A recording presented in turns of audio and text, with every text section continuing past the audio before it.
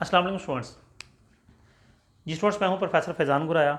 हमारी रेशोज़ की सीरीज़ चल रही है। आज हम पार्ट थर्ड लास्ट पार्ट की डिस्कस करेंगे। ये है हमारी एक्टिविटी रेशोज़। तो टाइम ज़ाया किए बगैर रेशोज़ की तरफ चलते हैं, लेकिन उससे पहले एक छोटी सी डिस्कशन कि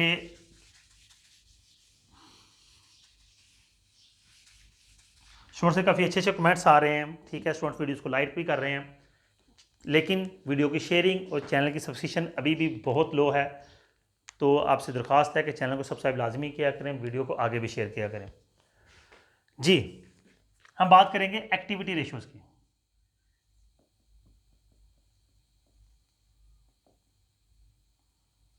एक्टिविटी रेशियोज़ में सबसे पहली रेशियो जो हमारे पास आएगी वो है जी डेटर्स रेशियो या अकाउंट्स रिसीवेबल रेशियो।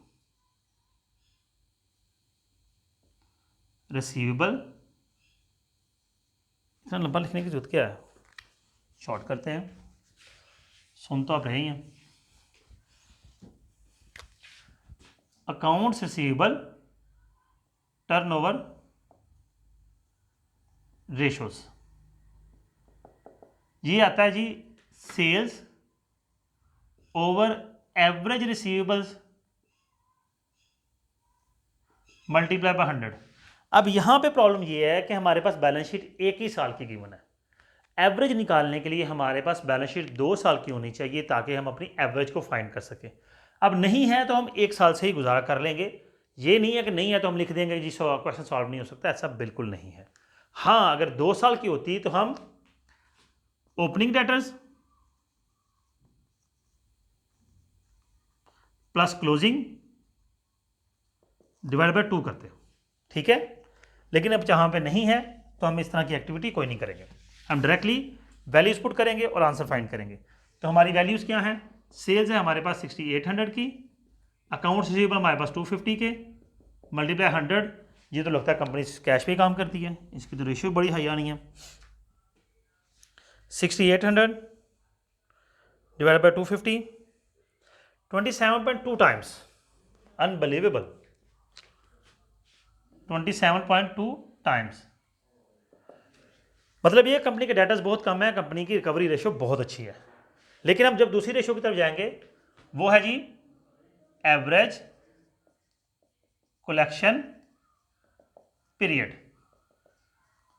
इसके अंदर क्या होगा? एवरेज अकाउंट्स रिसीवेबल या average debtors over sales multiply by, sorry यहां 100 नहीं आना था, मल्टीप्लाई बाय 365।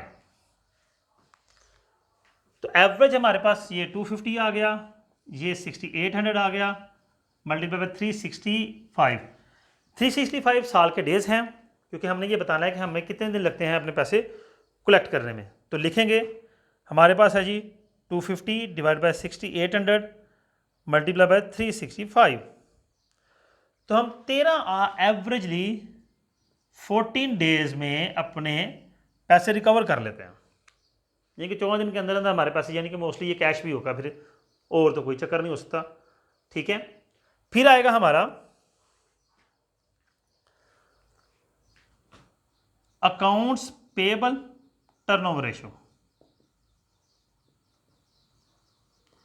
सेम रेशियो है, अकाउंट रिसीवेबल सेल्स के साथ ताल्लुक रखते हैं तो अकाउंट्स पेबल परचेजेस के साथ ताल्लुक रखते हैं।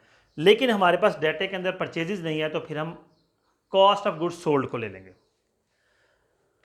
तो ये रेशियो हो गई CGS over average accounts payable multiply by, multiply होता ही नहीं है, सीजीएस ही हमारे पास 4500, एवरेज पेबल्स हैं हमारे पास, एवरेज नहीं है तो फिर डायरेक्टली पेबल 300।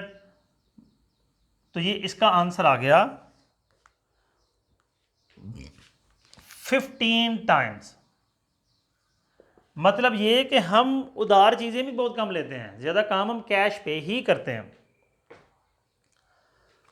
ओके जी, इसी तरह अगर हम कैलकुलेट करते हैं एवरेज पेमेंट पीरियड, तो वो आ जाएगा average accounts payable divided by CGS cost of goods sold multiply by 365। तो डाटा पुट करेंगे 300 डिवाइड बाई 4500 मल्टीप्लाई बाई 365, तो ये इक्वल आ जाएगा, कैलकुलेट कर लेते हैं इसको, 300 डिवाइड बाई 4500 मल्टीप्लाई बाई 365, 24.3, यानी कि ऑलमोस्ट 24 डेज के अंदर हम पेमेंट भी कर देते हैं। फिर भी हम बेहतर हैं। आपकी एवरेज कलेक्शन पीरियड लो होना चाहिए हमेशा एवरेज पेमेंट पीरियड से, ये मस्ट होना चाहिए। अगर ये ज़्यादा है वो कम है तो इसका मतलब ये हुआ कि हम, सॉरी उल्टा हो गया, अगर ये ज़्यादा है और पेमेंट पीरियड कम है तो हम अपने पैसे तो जल्दी देते हैं लेकिन रिकवरी जल्दी हम नहीं करते। अब इसकी कुछ और रेशोज भी हैं तो उनकी चलते हैं।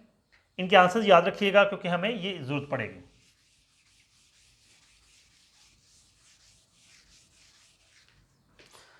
खैर, नेक्स्ट हमारे पास आ गया, सॉरी हमने क्या था, तीसरी हमारे पास आ गई इन्वेंट्री टर्नओवर रेशो।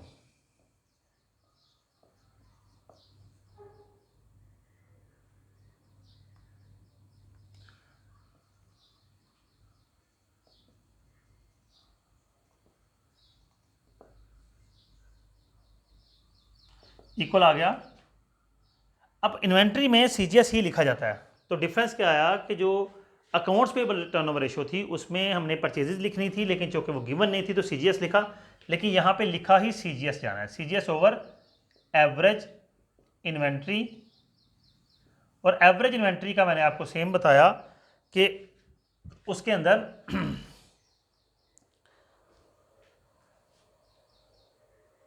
अंदर हमारे पास 2 साल का डाटा अगर होता तो हम वो फाइंड कर सकते थे, अदरवाइज नहीं।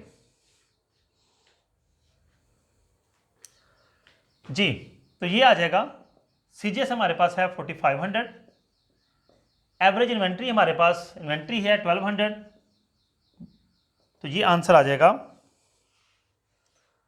4500 डिवाइड बाय 1200, 3.75।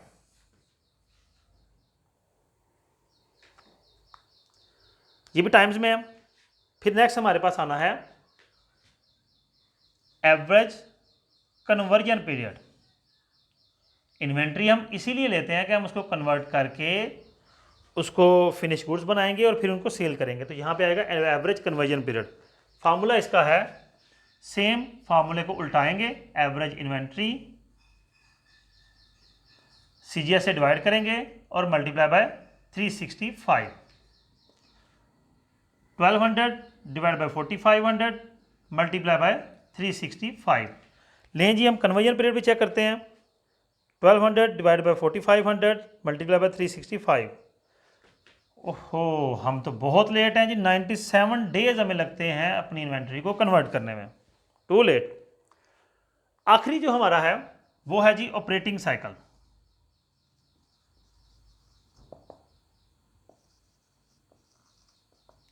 ऑपरेटिंग साइकिल का मतलब है कि हमारा पूरा ऑपरेशन का साइकिल कितने दिनों में कंप्लीट होता है। उसमें इन्वेंट्री आई तो इन्वेंट्री के दिन, सेल्स की तो सेल्स के दिन, और लेस करेंगे अपनी पेमेंट के दिन। तो ये आ जाएगा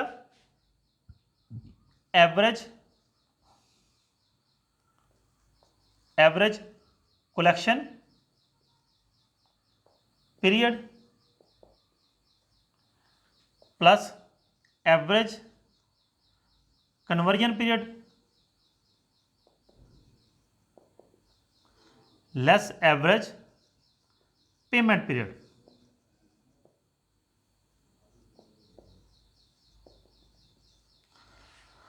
तो उस फॉर्मूले को सॉल्व करेंगे। मैंने बताया था कि याद रखिएगा, एवरेज कलेक्शन पीरियड था हमारा कि कितने दिन में पैसे कलेक्ट कर लेते हैं, 14 days, plus average conversion period हमारा 95 डेज है, माइनस पेमेंट पीरियड हमारा 24 डेज था।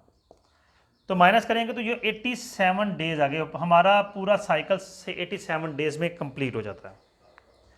ये स्टूडेंट्स आपकी रेशोज थी सारी की सारी, ठीक है। मैंने साथ साथ एक्सप्लेन भी किया कौन सी रेशो क्या है, सॉल्व भी करवाया, इसीलिए ताकि आपके लिए अंडरस्टैंडिंग हो। अपना ख्याल रखिएगा।